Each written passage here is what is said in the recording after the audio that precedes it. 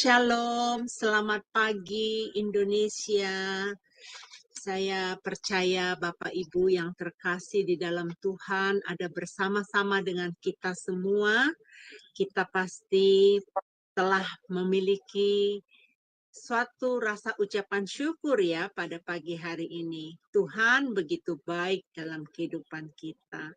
Bapak Ibu, baik yang ada di Zoom maupun yang ada di live streaming bersama-sama kami, mari kita bersatu hati dalam doa pembukaan. Saya akan pimpin ya. Mari kita berdoa. Bapa yang kami sembah di dalam nama Tuhan Yesus, kami sungguh mengucap syukur atas kasih setiamu dalam kehidupan kami. Kalau kami boleh ada hari ini, itu adalah suatu kesempatan bagi kami Bapa untuk melayani Allah yang dahsyat, Allah yang penuh kasih, Allah yang begitu menuntun kami agar kami bisa hidup di dalam satu kebenaran. Bapa, kami tahu Engkau yang akan menuntun kami, Engkau yang menunjukkan kami satu jalan, sehingga kami tahu Bapa, kami ada di dalam rencana kasih-Mu. Bapa, berkati renungan pagi Sema Adonai, berkati hamba-Mu yang telah Engkau tetapkan pada hari ini, Ibu Pendeta Suryani, yang akan menyampaikan renungan firman. Berkati dia double porsi, Bapa. Dan kami percaya apa yang telah Engkau taruh di dalam hatinya, sehingga dia bisa menyampaikan itu kepada kami ya Bapa. Bapa, terima kasih. Kami serahkan seluruhnya dari awal, pertengahan, sampai akhir di dalam tangan kasih-Mu. Terpuji-pujilah nama-Mu Bapa, di dalam nama Tuhan Yesus kami mengucap syukur. Haleluya. Amin, amin, amin, amin. Wah, Ibu Suryani seger sekali ya. Pagi hari ini luar biasa. Bapak Ibu, hari ini saya juga mengucap syukur ya. Saya baru kembali dari klinik. Pipi saya banyak sekali perban-perbannya karena saya hari ini di biopsi. Belum tahu apakah kanker atau apa, tapi saya percaya tidak akan terjadi apa-apa. Saya pasti dipulihkan Tuhan ya, saya percaya itu. Jadi Bapak Ibu yang terkasih, pagi hari Indonesia hari ini Bapak Ibu mostly ya, saya yang di Amerika, Ibu Murni yang ada di Jerman. Yang iPhone COB ini ada di New York, teman saya. Istri gembala sidang ya, hamba Tuhan juga. Ya baik, Bapak Ibu yang terkasih, mari kita mempersiapkan hati, kita mari mendengar pujian yang akan dibawakan oleh Ibu Murni. Ya Tuhanku, aku hendak bernyanyi bagimu. Dipersilakan.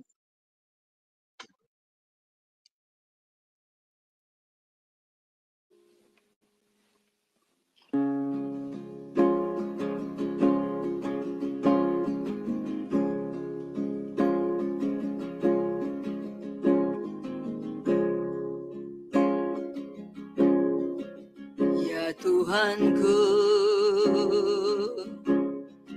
aku hendak bernyanyi bagimu selama aku hidup.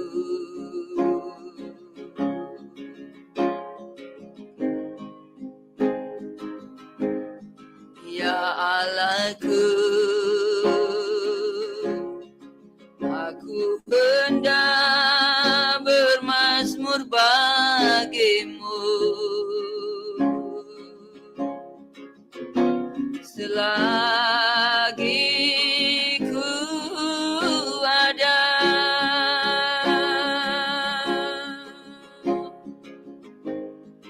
Inilah yang ku renungkan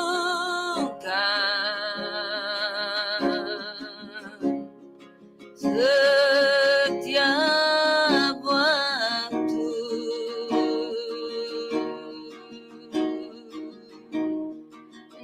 nyanyian pujian dan pengagungan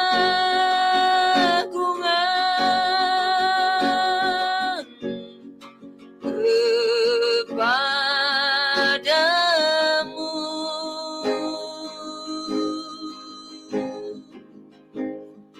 Dalam manis kau dengar Tuhan, manis kau dengar Tuhan, dan hatiku bersuka karenamu.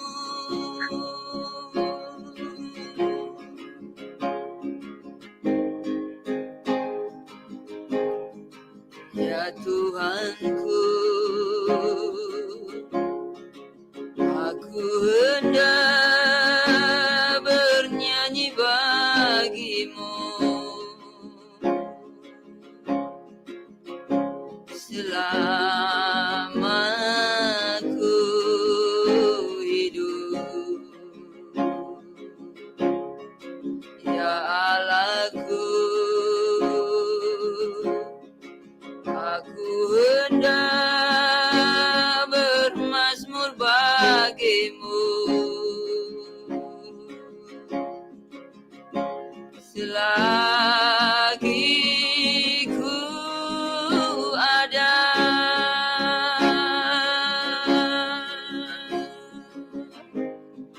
Inilah yang ku renungkan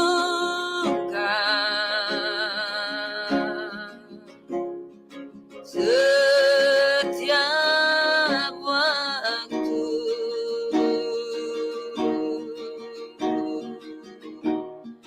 Nyanyian pujian dan pengagungan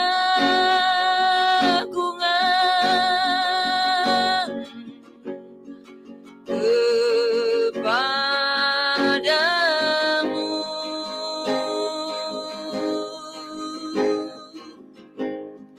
Dalam manis kau dengar Tuhan, manis kau dengar Tuhan, dan hatiku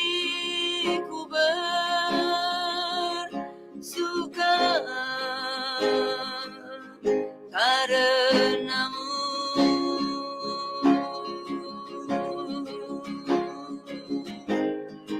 Biarlah manis kau dengar Tuhan,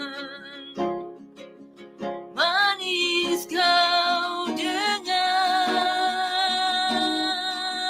Tuhan,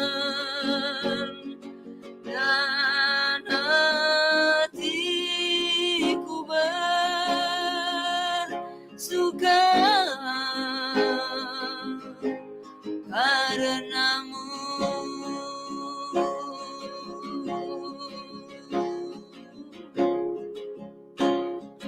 Dan hatiku bersuka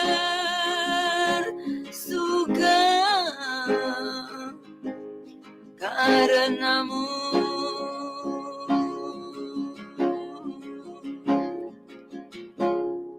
Amin.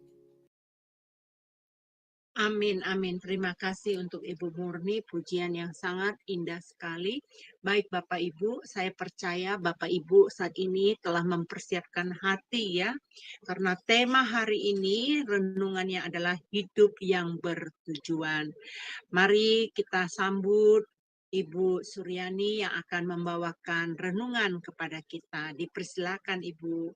Ya, halo, shalom, selamat pagi ibu-ibu yang kekasih dan bapak-bapak juga ya semuanya ya.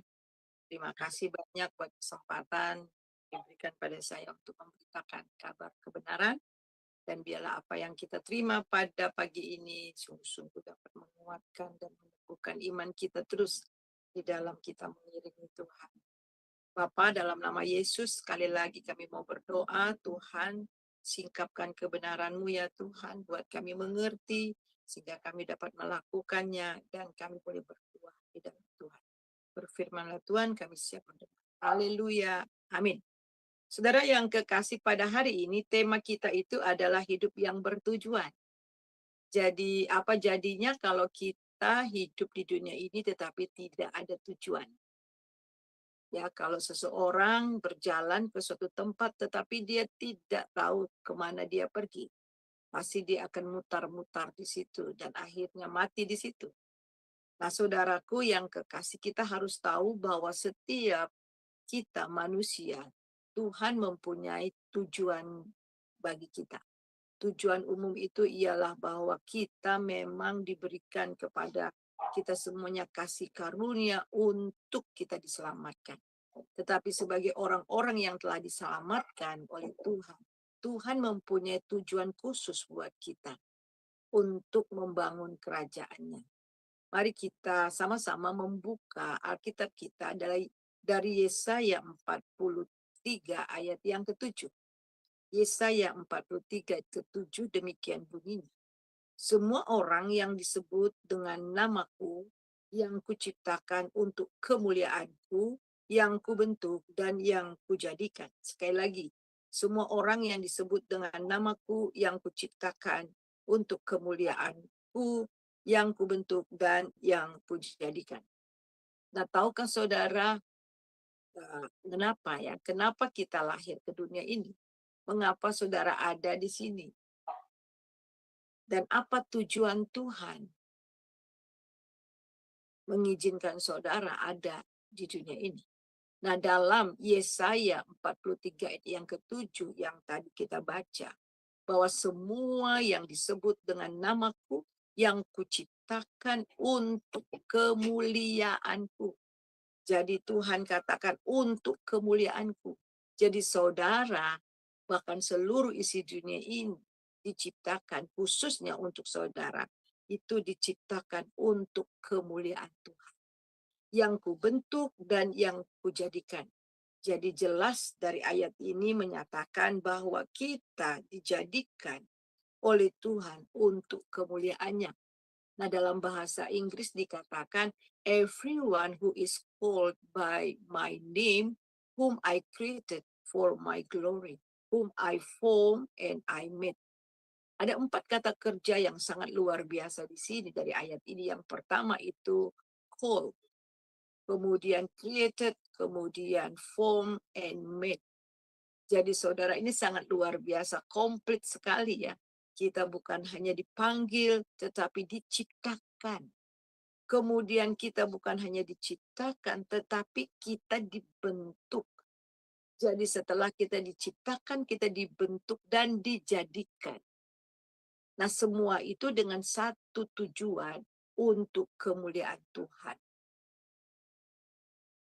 Ini menunjukkan bagaimana tangan Tuhan sendiri yang memanggil kita, menciptakan kita, membentuk dan menjadikan kita sesuai dengan kehendak dan rencananya. Jadi mari kita lihat di dalam Kolose 1 ayat 16 sampai 17 bahwa segala sesuatu itu dimulai dari Tuhan. Karena di dalam Dialah telah diciptakan segala sesuatu yang ada di sorga dan yang ada di bumi, yang kelihatan dan yang tidak kelihatan, baik singgasana maupun kerajaan, baik pemerintah maupun penguasa, segala sesuatu diciptakan oleh Dia dan untuk Dia. Ia ada terlebih dahulu dari segala sesuatu dan segala sesuatu ada di dalam Dia. Jadi saudara, segala sesuatu diciptakan oleh Dia, untuk Dia, dan segala sesuatu ada di dalam Dia. Jadi kita diciptakan ini saudara oleh Dia, untuk Dia. Ini luar biasa sekali saudara. Dari tujuan hidup kita itu hanya untuk Tuhan. Untuk satu kekekalan. Jadi segala sesuatu diciptakan untuk Dia dan di dalam Dia. Itu berarti segala sesuatu diciptakan menurut tujuannya. Saya mempunyai tujuan sendiri dari Tuhan. Dan saudara juga, masing-masing kita, Tuhan mempunyai rencana khusus buat kita. Jadi kita melihat di sini bahwa bagaimana caranya kita dapat memuliakan Tuhan. Yang pertama kita tahu bahwa mengapa kita diciptakan untuk kemuliaannya. Karena kita ini refleksi dari karakter Allah. Nah, saudara, ketika Tuhan menciptakan kita, saudara, Dia menciptakan kita menurut gambar dan rupa Allah. Apa artinya menurut gambar dan rupa Allah? Kita diciptakan di dalam kemuliaan. Kita diciptakan di dalam kekudusan. Kita diciptakan di dalam kebenaran dan kesucian. Itu berarti kita diciptakan menurut karakter ilahi. Di dalam karakter ilahi, supaya kita merefleksikan karakter Allah ini. Lewat kehidupan orang percaya, ada kemuliaan Allah terpancar, kebenaran Allah, keadilan Allah, kesucian Allah, dan keadilan Allah. Supaya itu nyata dalam hidup kita. Sehingga ketika orang melihat kita, mereka memuliakan Allah. Kita melihat di sini apa yang terjadi setelah dosa, manusia kehilangan kemuliaan Allah. Manusia rusak total.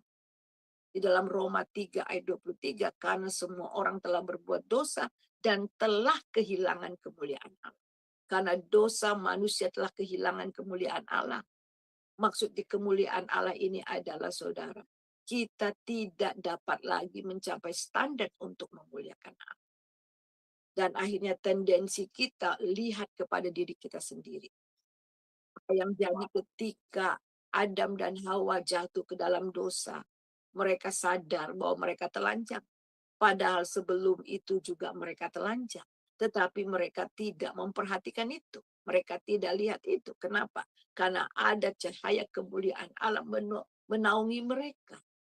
Tetapi seketika mereka jatuh dalam dosa, kehilangan kemuliaan Allah itu, dan mereka sadar bahwa mereka telanjang.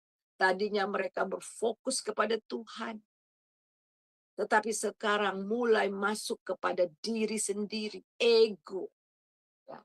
Jadi melihat bersumber kepada diri sendiri. Bukan lagi bersumber kepada Tuhan, berpusat kepada Tuhan, tetapi berpusat kepada diri sendiri. Itulah sebabnya, saudara, ada banyak konflik-konflik terjadi. Karena manusia sudah benar-benar melihat, berfokus kepada ego, kepada diri sendiri, bukan kepada Tuhan. Tetapi kita melihat di sini rencana Tuhan dalam hidup mereka, dalam kehidupan manusia tetap sama dan tidak berubah. Sebab itu Dia menyelamatkan kita di dalam Tuhan Yesus Kristus, dan di dalam Tuhan Yesus Kristus kita diciptakan kembali menurut gambar dan rupa Anak. Kita melihat di sini di dalam Yesus Kristus kita ditebus dan diciptakan menurut gambarnya. Efesus 1 ayat yang ke-7, sebab di dalam Dia dan oleh darahnya kita beroleh penebusan, yaitu pengampunan dosa menurut kekayaan kasih karunia-Nya. Itu di dalam Efesus 1 ayat yang ke-7. 2 Korintus 3 ayat ke-18. Dan kita semua mencerminkan kemuliaan Allah dengan muka yang tak berselubung. Dan karena kemuliaan itu datangnya dari Allah yang adalah Roh, maka kita diubah menjadi serupa dengan gambarnya dalam kemuliaan yang semakin besar. Wah, dahsyat. Tuhan tidak pernah gagal terhadap kita. Walaupun iblis sudah berusaha untuk menggagalkan itu, supaya kita tidak memancarkan kemuliaannya, supaya kita tidak menikmati kasih karunia Tuhan. Akan tetapi kita melihat apapun usaha daripada iblis, manusia telah jatuh dalam dosa. Akan tetapi kasih karunia Tuhan yang sangat luar biasa telah menyelamatkan kita. Dan bagi orang yang telah mengalami kelahiran kembali, yang sudah bertobat dan sungguh-sungguh percaya kepada Tuhan Yesus, yang sangat luar biasa di sini dikatakan, karena kemuliaan Allah itu datang dari Tuhan yang adalah Roh. Ketika saudara percaya kepada Tuhan Yesus, kita dimerdekakan, kita mendapatkan kehidupan. Roh itu yang memberi hidup. yaitu Roh Kudus yang memerdekakan kamu dari hukum dosa dan hukum maut. Dan yang sangat luar biasa, kita mendapatkan kemuliaan itu kembali. Kita diciptakan, diubah di dalam kemuliaan di dalam Kristus Yesus. Dan di sini dikatakan, maka kita diubah menjadi serupa dengan gambarnya. Serupa dengan gambarnya dalam kemuliaan yang semakin besar. Jadi kemuliaan yang semakin besar berarti kita bertumbuh dari kemuliaan kepada kemuliaan. Supaya betul-betul hidup kita memancarkan kemuliaan Allah. Kita diubah sama halnya dibentuk. Di sini dikatakan kita diubah menjadi. Itu berarti ada proses ketika diubah menjadi. Itu ada proses yang dibuat oleh Tuhan. Semua kita akan diproses oleh Tuhan. Sama seperti emas ya. Sama seperti emas untuk mengetahui, untuk mendapatkan kemurnian dari emas itu, saudara. Dia harus ditempa, dia harus dibakar dengan nyala api yang menyala. Supaya semua yang najis, semua yang kotor-kotor, semua yang tidak murni itu dibuang. Dan kapan si penjunan, bukan penjunan, apa tuh namanya, tukang emas ini ya, tukang emas ini berhenti untuk membakar emas itu. Ketika saudara emas itu sudah memantulkan wajahnya. Selama dibakar emas itu, mata daripada si tukang emas ini tetap memandang kepada emas ini. Sampai betul-betul emas itu memantul dan dia dapat melihat wajahnya di emas. Ini luar biasa sekali, saudara. Ketika Tuhan memproses kita untuk membentuk kita dan menjadikan kita, ini proses yang harus kita alami. Tetapi tangan Tuhan tidak pernah meninggalkan kita. Wajahnya tidak pernah meninggalkan kita. Oleh sebab itu kata Ayub, kalau aku diuji maka aku akan keluar seperti emas. Kita melihat bagaimana Yusuf betul-betul ditempa oleh Tuhan. Walaupun dia sudah mendapatkan rencana Allah. Tuhan mempunyai tujuan rencana yang sangat indah bagi Yusuf. Suatu kali kelak dia akan jadi pemimpin. Tetapi dia harus lewat proses, saudara. Proses dibuang di sumur, dijual, kemudian jadi budak Potifar. Tapi siapa Potifar itu? Potifar itu adalah pegawai dari istana. Dan kemudian dia harus difitnah. Dan kemudian dia harus mengalami penjara. Tapi justru di dalam penjara itulah anak tangga yang terakhir menuju tujuan destininya yang Tuhan tetapkan bagi dia. Nah, kita melihat ini adalah proses, saudara. Dan di dalam Roma 8 ayat 28, kita tahu sekarang bahwa Allah turut bekerja dalam segala sesuatu yang mendatangkan kebaikan bagi mereka yang mengasihi dia. Yaitu bagi mereka yang terpanggil sesuai dengan rencana. Kita melihat di sini rencana Allah itu bagi kemuliaan. Rencana yang indah dalam kehidupan kita. Dia izinkan segala sesuatu terjadi dalam kehidupan kita. Diproses sama seperti Yusuf. Untuk mendatangkan kebaikan bagi kita. Yang mengasihi dia. Yaitu bagi mereka yang terpanggil sesuai dengan rencana Allah. Ayat yang ke-29 dari Roma 8. Sebab semua yang dipilihnya dari semula mereka juga ditentukan dari semula untuk menjadi serupa dengan gambar anaknya. Supaya ia anaknya itu menjadi yang sulung di antara banyak saudara. Dan mereka yang ditentukan dari semula, mereka itu juga dipanggilnya. Dan mereka yang dipanggilnya, mereka juga dibenarkannya. Dan mereka yang dibenarkannya, mereka itu dimuliakan. Wah, luar biasa sekali, saudara. Jadi ini proses. Proses akhirnya sampai di sini dikatakan di ayat 29. Supaya ia anak itu menjadi yang sulung di antara banyak saudara. Yang dipilihnya dari semula itu untuk menjadi serupa dengan gambarnya.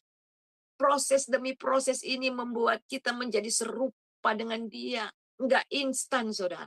Sehingga betul-betul rencana Allah terpenuhi di dalam kehidupan kita. Tergenapi. Nah, kita lihat bagaimana sikap daripada Yusuf. Yusuf terus berfokus walaupun begitu banyak tantangan secara manusia nggak mungkin dia akan mencapai apa yang Tuhan sudah rencanakan.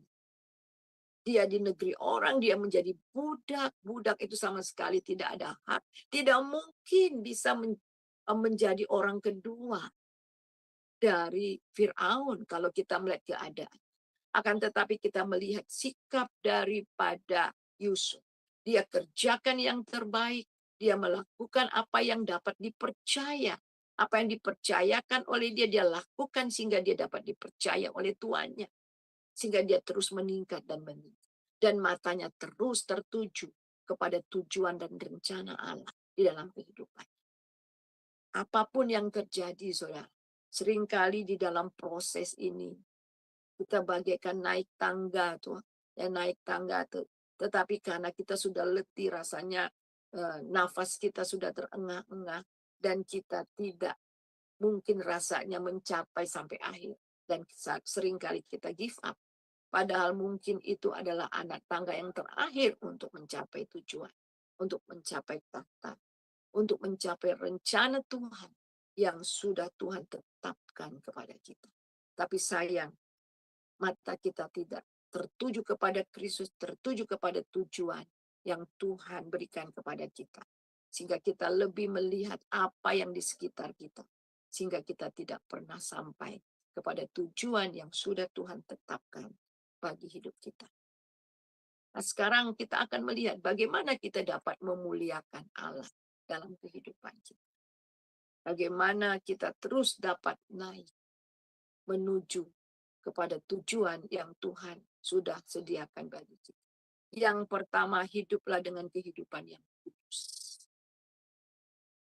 Di dalam Efesus 1 ayat yang keempat, sebab di dalam Dia Allah telah memilih kita sebelum dunia dijadikan. Sebab di dalam Dia Allah telah memilih kita sebelum dunia dijadikan supaya kita kudus dan tak bercacat di hadapannya. Jadi kita harus tahu bahwa mengapa Tuhan memilih kita. Supaya kita kudus dan tak bercacat di hadapannya. Dan apa bisa saya minta Ibu Heni, 1 Petrus 1 Petrus 1 ayat 13 sampai 6. Satu, saya cari dulu ya Bu ya. Petrus 1 ayat 13 sampai 6. 1 Petrus 1 ayat 13 sampai 16. 13 sampai 16 berbunyi demikian. Sebab itu, siapkanlah akal budimu, waspadalah dan letakkanlah pengharapanmu seluruhnya atas kasih karunia yang dianugerahkan kepadamu pada waktu pernyataan Yesus Kristus. Hiduplah sebagai anak-anak yang taat dan jangan turuti hawa nafsu yang menguasai kamu pada waktu kebodohanmu. Tetapi hendaklah kamu menjadi kudus di dalam seluruh hidupmu, sama seperti Dia yang kudus yang telah memanggil kamu. Sebab ada tertulis, kuduslah kamu sebab aku kudus. Ya. Kita melihat di sini saudara, hidup kudus.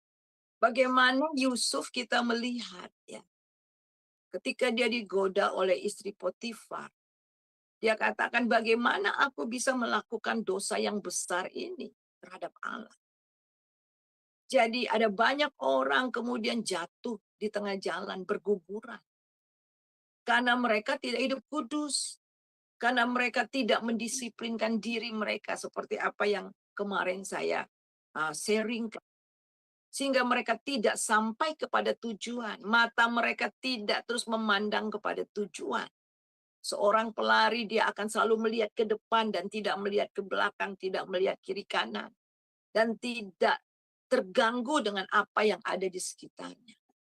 Jadi sikap daripada Yusuf terus melihat dan melakukan dengan sungguh-sungguh hidup kudus.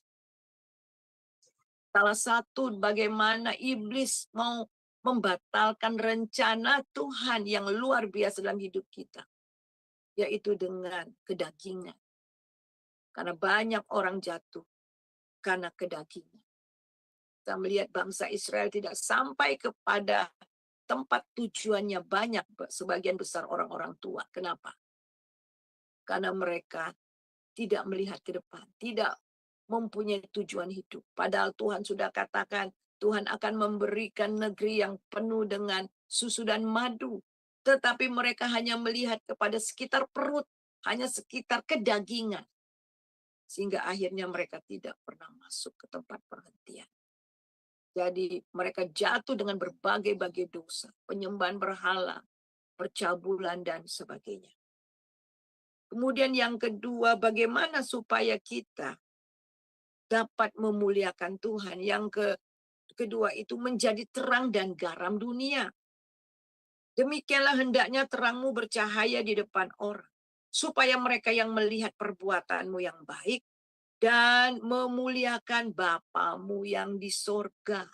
Jadi kita melihat di sini di dalam itu Matius pasal 5 ayat 16. Jadi bagaimana ini tujuan yang Tuhan berikan kepada kita.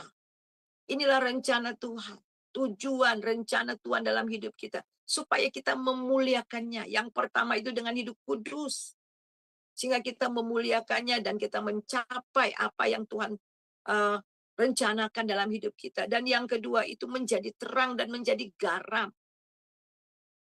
Menjadi terang dan garam bagi orang yang ada di sekitar kita. Kata Tuhan Yesus, demikianlah hendaknya terangmu bercahaya di depan semua orang. Supaya mereka yang melihat perbuatanmu yang baik dan memuliakan Bapamu yang di sorga. Kita melihat di dalam Efesus. Coba kita lihat di dalam Efesus pasal yang kedua ayat yang ke-10. Kita lihat Efesus pasal yang kedua ayat yang ke-10 demikian bunyinya. Ini buatan Allah diciptakan dalam Kristus Yesus untuk melakukan pekerjaan yang baik. Yang dipersiapkan Allah sebelumnya. Ia mau supaya kita hidup di dalamnya. Saudara, kita memang diselamatkan bukan karena perbuatan baik kita. Tetapi kita diselamatkan karena iman, karena kasih karunia semata-mata. Akan tetapi setelah kita diselamatkan, apa rencana Allah, apa tujuan Allah dalam hidup kita? Supaya kita memuliakannya. Bagaimana caranya? Supaya kita memuliakannya. Hidup di dalam melakukan pekerjaan baik. Jadi pekerjaan baik yang kita lakukan itu bukan untuk mencapai surga, untuk diselamatkan. Tetapi setelah orang Kristen itu diselamatkan, dan kemudian menerima Roh Kudus, pasti ada perubahan hidup. Dan di sini dikatakan untuk melakukan pekerjaan yang baik. Dan ini sudah dipersiapkan sebelumnya. Sebelumnya kapan? Saat kita diciptakan.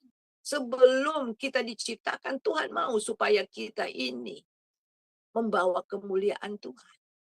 Dengan apa? Dengan pekerjaan yang baik. Jadi perbuatan baik yang kita lakukan itu adalah refleksi daripada karakter Allah. Supaya kemuliaannya boleh terpancar dalam kehidupan kita. Dan kita melihat juga di dalam Filipi pasal yang keempat. Filipi pasal yang keempat ayat yang kelima. Demikian bunyinya. Hendaklah kebaikan hatimu diketahui semua orang. Tuhan sudah dekat. Dan Tuhan katakan, hendaklah kebaikan hatimu diketahui semua orang. Jadi dengan cara demikian kita dapat memuliakan Tuhan. Kita bukan showing dan kemudian seperti munafik, bukan. Tetapi kebaikan itu keluar dari hati kita dan terpancar. Dan ini yang memuliakan. Dalam Yesaya 60 ayat 1 juga dikatakan, bangkit dan jadilah terang, karena terangmu telah terbit, terang Tuhan telah terbit atas kita. Jadi ketika kita menjadi anaknya, kita menerima Roh Kudus, kita menerima kemuliaan itu kembali. Kemuliaan itu sudah terbit atas kita. Terang itu sudah terbit atas kita. Dan kita harus tinggal di dalam itu. Dan kemudian memancarkan. Supaya banyak orang, tujuannya satu. Supaya banyak orang datang kepada Kristus. Nah, kita lihat bagaimana tujuan hidup Paulus adalah memuliakan Allah. Kita baca Filipi 1 ayat 20-21. Sebab yang sangat kurindukan dan kuharapkan ialah bahwa aku dalam segala hal tidak akan beroleh malu, melainkan seperti sedia kala. Demikian pun sekarang, Kristus dengan nyata dimuliakan di dalam tubuhku, baik oleh hidupku maupun oleh matiku. Karena bagiku hidup adalah Kristus dan mati adalah keuntungan. Jadi kita lihat di sini bagaimana Paulus katakan yang sangat kurindukan. My deep desire. Satu, yaitu supaya aku tidak beroleh malu. Melainkan seperti sedia kala. Saat saya baru pertama terima Tuhan Yesus. Sampai pada matinya. Kata Paulus, biarlah Kristus dimuliakan di dalam tubuhku. Baik oleh hidupku maupun oleh mati. Dan apa maksudnya? Supaya Yesus semakin nyata dalam hidup. Supaya orang lain dapat melihat Kristus benar-benar hidup di dalam hidupnya. Dan ini nyata. Dan inilah yang memuliakan Tuhan. Paulus katakan bagiku hidup adalah Kristus. Jadi tujuan hidup kita itu Kristus. Karena kita memang diciptakan. Kita dibentuk dan dijadikan untuk kemuliaannya. Hanya untuk Tuhan. Bagiku hidup adalah Kristus dan mati adalah keuntungan. Tetapi jika aku harus hidup di dunia ini, itu berarti bagiku bekerja dan menghasilkan buah, memberi buah. Buah-buah kerajaan. Saudara, kita melihat di sini tujuan hidup kita itu adalah memuliakan, berpusat kepada kemuliaan Tuhan. Dan yang kedua kita lihat di sini, kita bukan hanya diciptakan untuk memuliakan Allah. Dan yang kedua, kita diciptakan dengan satu tujuan untuk menyembah Dia. Kita baca di dalam Kejadian 2 ayat yang ke-7. Ketika itulah Tuhan Allah membentuk manusia itu dari debu tanah dan menghembuskan nafas hidup ke dalam hidungnya. Demikianlah manusia itu menjadi makhluk hidup. Jadi kita lihat di sini, kita ini adalah makhluk penyembah, saudara. Tubuh kita ini dijadikan, dibentuk oleh Allah. Kemudian setelah itu dihembuskan nafas kehidupan. Dihembuskan ruahnya Allah, kehidupan Allah, roh Allah. Itu artinya saudara, ada roh Allah di dalam roh kita. Ada persekutuan roh Allah dengan roh kita. Sehingga kita dapat menyembah Dia dalam roh dan dalam kebenaran. Karena Allah itu adalah roh, dan kita juga harus tahu bahwa kita juga adalah manusia roh. Terdiri dari roh, jiwa, dan tubuh. Nah, di dalam Roma 8, kita lihat dalam Roma 8 ayat 15. Kita lihat Roma, tolong baca Bu. Ini Roma 8 Ya. ayat 15. Ya. Roma 8 ayat 17 yang 15-16.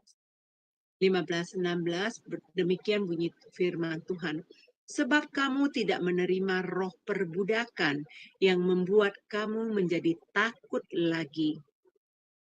Tetapi kamu telah menerima roh yang menjadikan kamu anak Allah. Oleh roh itu kita berseru, Ya Abah, Ya Bapa. Roh itu bersaksi bersama-sama dengan roh kita bahwa kita adalah anak-anak Allah. Jadi kita melihat ini, inilah tujuan Tuhan juga menciptakan kita supaya kita menyembah Dia. Dan bagaimana supaya kita bisa memuliakan Dia dengan menyembah Dia. Nah, saudara, kita harus tahu bahwa kita tidak menerima roh perbudakan yang membuat kita menjadi takut lagi. Tetapi oleh roh itu kita berseru, Ya Aba, Ya Bapa. Jadi roh kita, dan yang sangat luar biasa, ayat yang ke-16 di situ dikatakan. Roh itu besar, bersaksi dengan roh kita. Roh Kudus dengan roh Suryani. Roh Kudus dengan roh Hendi. Dan semuanya. bersaksi bahwa kita itu adalah anak-anak Allah. Inilah encounter dengan Tuhan. Mengalami perjumpaan dengan Tuhan di mana roh kita dengan roh Allah bersekutu. Jadi tujuan daripada Tuhan menciptakan kita ini adalah untuk menyembah Dia. Jadi menyembah Dia di dalam roh dan kebenaran. Ketika kita menyembah Dia, sesuatu terjadi dalam kehidupan. Bagaimana kehidupan pujian dan penyembahan saudara?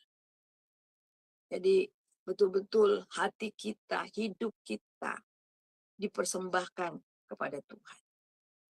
Bagaimana kita dapat menyembah Dia? Yang pertama, mengasihi Tuhan. Di dalam Matius pasal 22 ayat 37-38, jawab Yesus kepadanya, "Kasihilah Tuhan Allahmu dengan segenap hatimu, dan dengan segenap jiwamu, dan dengan segenap akal budi." Jadi, bagaimana kita bisa menyembah Tuhan? Ekspresi kita bahwa kita ini adalah makhluk penyembah. Yaitu dengan mengasihi Dia. Mengasihi Dia dengan apa? Segenap hati. Dengan segenap jiwa. Dan dengan segenap akal budi. Itulah hukum yang pertama dan utama. Kemudian yang kedua itu mengasihi sesama. Di dalam Matius 22 ayat 39. Dan hukum yang kedua yang sama dengan itu, kasihilah sesamamu manusia seperti dirimu sendiri. Jadi saudara, bagaimana kita dapat menyembah Tuhan, mengasihi Tuhan, dan mengasihi sesama? Ini sinkron saudara. Kita nggak akan bisa mengatakan Tuhan Maha Besar, tapi kita membenci saudara kita. Oh Tuhan itu dahsyat, Tuhan itu luar biasa. Aku mengasihi Engkau Yesus, tapi benci kepada teman kita. Sakit hati sana sini, benci sana sini. Tuhan bilang omong kosong. Bukti bahwa kita mengasihi Tuhan. Kita mengasihi sesama. Tuhan bilang, bagaimana kamu katakan engkau mengasihi aku yang tidak kau lihat. Sedangkan orang saudaramu yang kau lihat itu engkau benci. Jadi ini tujuan Tuhan. Saudara tahukah bahwa tingkat iman yang paling tinggi itu adalah kasih. Kita bertumbuh. Nah itu dapat kita melihat di dalam 2 Petrus pasal yang pertama. Saya akan bacakan 2 Petrus pasal yang pertama. Mulai dari ayat yang kelima kita lihat. Justru karena itu kamu harus dengan sungguh-sungguh berusaha untuk menambahkan kepada imanmu kepada kebajikan. Dan kepada kebajikan pengetahuan. Dan kepada pengetahuan penguasaan diri. Kepada penguasaan diri ketekunan. Ketekunan kesalehan.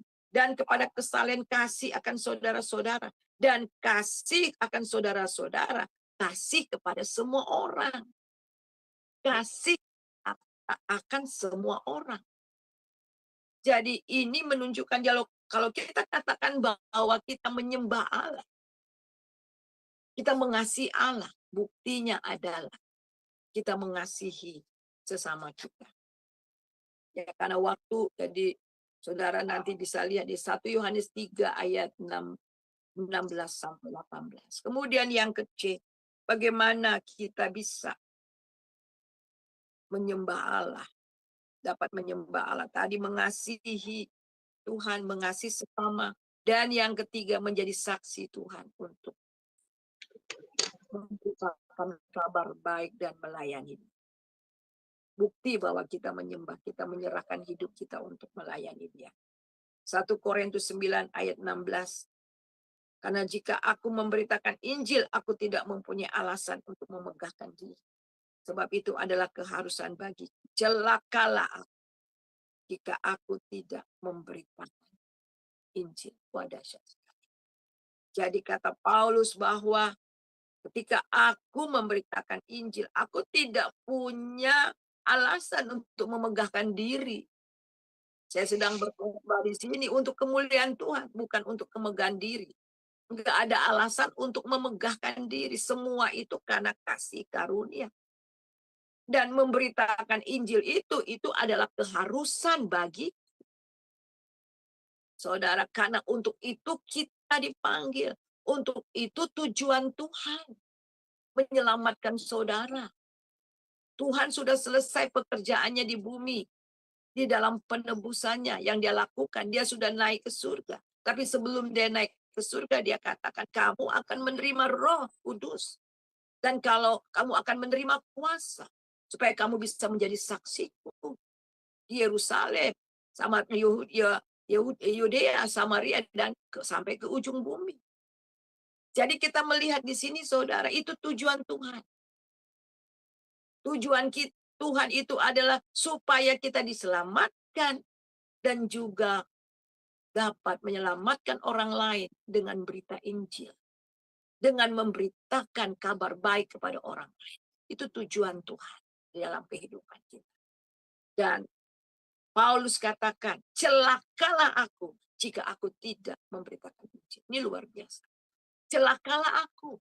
Jadi betul-betul memberitakan Injil ini adalah passionnya. Memberitakan Injil ini merupakan tujuan hidupnya. Karena dia telah diselamatkan dengan anugerah yang sangat luar biasa. Jadi dia ingin juga orang lain diselamatkan. Bahkan di dalam Roma pasal, kita melihat Roma pasal yang ke-1. Ya, Roma pasal 1. Tolong Ibu Hedi dengan hormat. Ya. Roma 1 Roma ayat 1 15 sampai ayat 17. 15-17. Itu sebabnya aku ingin untuk memberitakan Injil kepada kamu juga yang diam di Roma. Sebab aku mempunyai keyakinan yang kokoh dalam Injil. Karena Injil adalah kekuatan Allah yang menyelamatkan setiap orang yang percaya. Pertama-tama orang Yahudi, tetapi juga orang Yunani. Sebab di dalamnya nyata kebenaran Allah yang bertolak dari iman dan memimpin kepada iman, seperti ada tertulis, orang benar akan hidup oleh iman. Jadi kita melihat di sini Paulus betul-betul mempunyai tujuan hidup untuk memberitakan Injil. Itu dia berfokus di situ, dia berpusat kepada pekabaran Injil, saudara. Dan dia katakan dia mempunyai keyakinan yang kokoh karena Injil itu adalah kekuatan Allah menyelamatkan setiap orang yang percaya. Pertama orang Yahudi, tetapi juga orang Yunani. Itu berarti untuk bangsa-bangsa. Nah, kita melihat di dalam ayat 14, aku berhutang baik kepada orang Yunani maupun kepada orang bukan Yunani. Baik orang terpelajar maupun kepada orang tak terpelajar. Apakah saudara merasa berhutang kepada orang-orang yang belum diselamatkan? Ingat tujuan Tuhan menyelamatkan saudara. Selama kita masih di dunia ini. Untuk memberitakan keselamatan. Dalam kitab Injil kita melihat. Mulai dari Matius kita melihat. Matius, Markus, Lukas, dan Yohanes. Di akhir-akhir sebelum Tuhan Yesus naik ke surga. Dia menyuruh kita untuk pergi jadikan semua murid. Dan Tuhan memperlengkapi kita dengan kuasa yang tinggi, maha tinggi untuk memberitakan berita pengampunan dan keselamatan. Untuk kita pergi kepada seluruh makhluk. Di situ dikatakan di dalam Markus. Supaya apa, saudara? Supaya membawa keselamatan. Dan di dalam Yohanes, sama seperti Bapa mengutus aku, demikian juga aku mengutus kamu. Melayani. Tadi dalam doa seorang ibu katakan, kami datang bukan untuk dilayani, tetapi melayani. Karena memang Tuhan Yesus datang bukan untuk dilayani, tetapi melayani. Memberitakan Injil dan melayani. Kemudian kita lihat yang kedua. Yang kedua ini yang terakhir itu adalah mempersembahkan tubuh kita. Mempersembahkan hidup kita. Kita baca di Roma 12 ayat pertama. Karena itu saudara-saudara, demi kemurahan Allah, aku menasihatkan kamu supaya kamu mempersembahkan tubuhmu sebagai persembahan yang hidup dan yang berkenan kepada Allah. Itu adalah ibadahmu yang sejati. Tuhan mau di dalam kita menjadi seorang penyembah yang benar itu mengasihi Tuhan, mengasihi sesama, melayani Tuhan dengan sungguh, dan kemudian mempersembahkan tubuh kita setiap hari, karena itu adalah ibadah kita yang sejati. Saudara, dan yang terakhir, bagaimana supaya kita terus berpusat kepada tujuan yang sudah Tuhan berikan kepada kita. Mari kita baca terakhir di dalam Filipi. Ya, Filipi pasal yang ketiga. Filipi pasal yang ketiga. Kita baca di dalam ayat yang ke-13. Ayat yang ke-13. Saudara-saudara, aku sendiri tidak menganggapnya bahwa aku telah menangkapnya. Tetapi ini yang kulakukan. Aku melupakan apa yang di belakangku dan mengarahkan kepada apa yang di hadapan. Dan berlari-lari kepada tujuan untuk memperoleh hadiah, yaitu panggilan surgawi dari Allah dalam Kristus Yesus. Karena itu marilah kita yang sempurna berpikir demikian. Dan jikalau lain pikiranmu tentang hal itu akan dinyatakan Allah kepadamu. Tetapi baiklah tingkat pengertian yang telah kita capai, kita lanjutkan menurut jalan yang telah kita tempuh. Kata Paulus, katakan, aku melupakan apa yang di belakang dan mengarahkan kepada tujuan, kepada panggilan, mengarahkan ke depan dan kemudian berlari-lari kepada tujuan yang sudah Tuhan berikan kepada kita. Ialah kebenaran firman Tuhan ini, renungan firman Tuhan pada pagi ini boleh memberikan motivasi kepada kita. Mari kita hidup di dalam kehidupan yang bertujuan kepada Allah. Karena yang pertama, Dia menciptakan kita untuk kemuliaan-Nya. Semua untuk kemuliaan. Dan yang kedua, kita tahu bahwa kita ini makhluk penyembah. Bagaimana supaya kita bisa memuliakan Allah. Mari kita berfokus kepada Tuhan. Dengan mata yang terus tertuju kepada Tuhan. Mari kita satu dalam doa. Terima kasih Tuhan untuk kebenaran firman. Terima kasih untuk dahsyat. Engkau telah memanggil kami. Engkau telah menciptakan kami. Engkau telah membentuk kami, bahkan menjadikan kami serupa dengan gambar, supaya kami memancarkan kemuliaan. Biarlah kehidupan kami betul-betul boleh menjadi garam dan terang, supaya orang lain boleh melihat bahwa Kristus benar-benar hidup di dalam kehidupan kami. Kami sadar bahwa kami diselamatkan bukan untuk diri kami sendiri, tetapi untuk Engkau, untuk kemuliaan-Mu Tuhan. Dan biarlah lewat kehidupan kami, banyak orang yang boleh datang kepada Tuhan. Biarlah mata kami terus tertuju kepada Tuhan, tertuju kepada kekekalan, sehingga hidup kami senantiasa memuliakan nama Tuhan. Terima kasih Bapa. Di dalam nama Yesus Tuhan kami berdoa. Haleluya. Amin. Silakan. Amin. Amin. Terima kasih Ibu. Pesan Tuhan yang luar biasa. Ternyata kita memiliki tujuan ya untuk hidup kita ini.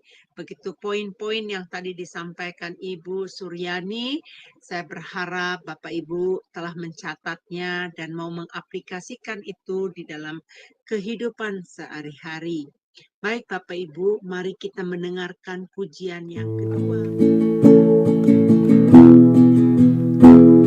Bapa Surgawi, ajar betapa dalamnya kasih-Mu. Bapa surgawi, buatku mengerti betapa kasih-Mu padaku. Semua yang terjadi di dalam hidupku, ajarku menyadari Kau selalu sertaku. Beri hatiku selalu bersyukur padamu, karena rencana-Mu indah bagiku.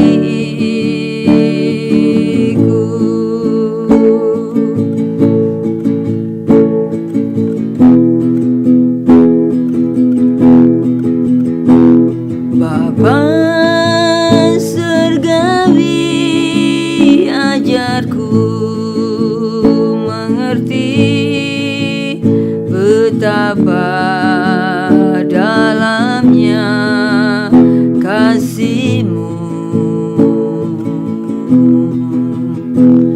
Bapa surgawi, buatku mengerti betapa kasih-Mu padaku.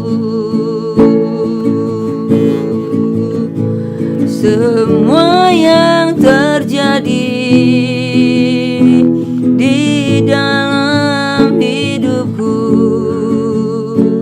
ajarku menyadari Kau selalu sertaku. Beri hatiku selalu bersyukur padamu, karena rencana-Mu indah bagiku.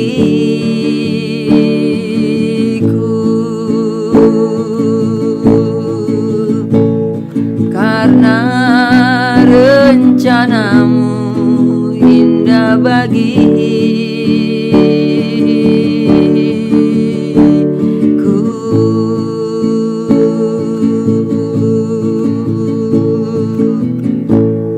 Sekali ya pujiannya untuk renungan pagi kita hari ini. Wah, luar biasa. Saya sangat diberkati. Saya percaya Bapak Ibu juga sangat diberkati ya. Baik, sebelum kita mengakhirinya, mari saya pimpin doa.